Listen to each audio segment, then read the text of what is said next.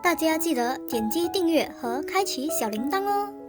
咸鱼是中国比较特色的一道菜肴，味道好，制作也方便，所以家家户户平常都喜欢腌制一些咸鱼来吃。但是在药监局发布的致癌物清单中，居然有咸鱼的身影，而且属于第一类致癌物，这让很多人感觉到不可思议。我们来了解一下为什么咸鱼会致癌。大量科学研究表明，在10岁前常吃咸鱼的儿童，成年后患鼻咽癌的风险比一般人高。咸鱼为什么会致癌呢？经过科学家推测，可能与以下3点有关。咸鱼在制作的过程当中会产生一种叫亚硝酸盐的物质，当亚硝酸盐和鱼肉中的蛋白质分解的产物胺相遇时，可形成一种叫亚硝胺的物质。这种亚硝胺物质是一种很强的致癌物，长期食用或者一次大量食用，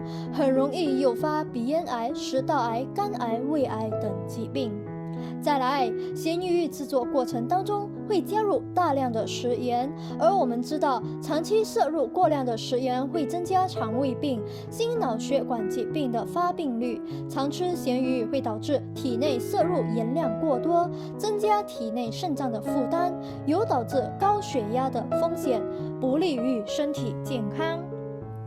那么，在咸鱼经过腌制而成之后，就容易被细菌侵入，从而导致霉变。若进食带有霉变的咸鱼，就容易引起肠胃不适，严重的话还可能引发急性肠胃炎。咸鱼容易霉变，因为鱼肉本身就属于一种结缔组织少并松散的肉类，如果不多加注意，细菌就容易沿着松散的组织进入肌肉，引起鱼肉变质。而霉变的食物，我们大家都知道，当中含有大量的黄曲霉素，也是属于很强的致癌物之一。所以我们可以看得出来，咸鱼确实有致癌的效果，但是其实它有一个前提，那就是长期大量摄入才会导致癌症，偶尔吃1、2次是没有关系的，并不是说绝对不能碰。不过为了降低食用风险，建议大家在吃咸鱼的同时要注意这几点。吃咸鱼时，我们要看一看，如果咸鱼出现红色斑点，多数是因为已发生霉变，这种情况下是绝对不能吃的，不然很容易诱发癌症。